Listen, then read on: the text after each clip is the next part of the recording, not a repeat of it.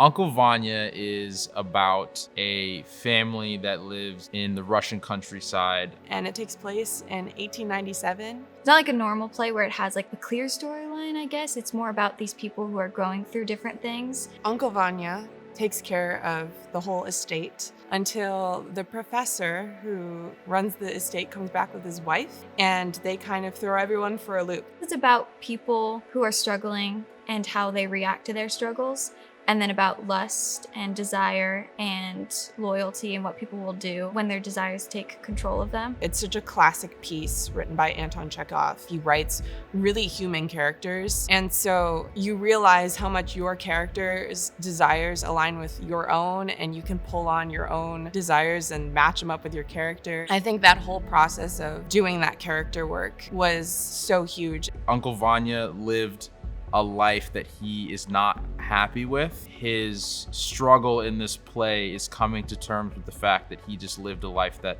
was not what he would have wanted, and he feels that his youth is gone and there's nothing left for him to accomplish. So my character, Sonia, there's a deep desire within Sonia to be loved and to feel beautiful. And it's something that she doesn't believe about herself. So as an actor, it was a really beautiful thing to get to play Sonia, because I felt like I got to get in touch with a part of myself where maybe I'm more insecure, but face those insecurities head on. So I played Yelena. She is the wife of the professor. She married him at a young age and has kind of surrendered all of her beauty to him. One of the things about Yelena that I really gravitated towards was how like nobody really values her for anything except for what she looks like. That emptiness and that like boredom essentially causes her to just spiral into making decisions that she probably wouldn't have made if she had put her hands to work or like done something. There's an interesting theme of choosing how you look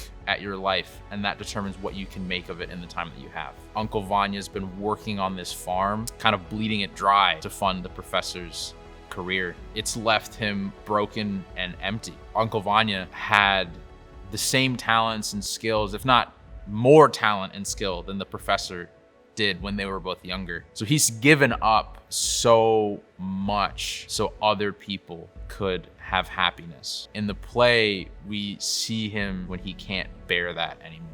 Working with our director, Caitlin Slater, and our assistant director, Amanda Hardcastle, was amazing. Yeah, both of them, they're so cool. They let us explore the characters in whatever way that we need to, because they focus a lot on allowing us to grow as actors while also telling the story truthfully. Caitlin, I think all of us will say this, she has the best ideas. Sometimes like when you're doing a scene and you get stuck, she'll say something and you're like, if I would have thought of that. Like they're like epiphanies. I had this moment in rehearsal where I made a choice and I absolutely hated it. And Caitlin came up to me and she was like, Mary, I think Sonia just is you, and you have to stop trying to put on, these different, maybe she's shy or maybe she's nervous, but like just let her be you. I think once I had that breakthrough, that was such a huge learning experience for me. And then Amanda, I think she has a beautiful vision for things. She sees things really like aesthetically, and especially when it comes to like set deck and like the themes of the story and stuff. She like wraps the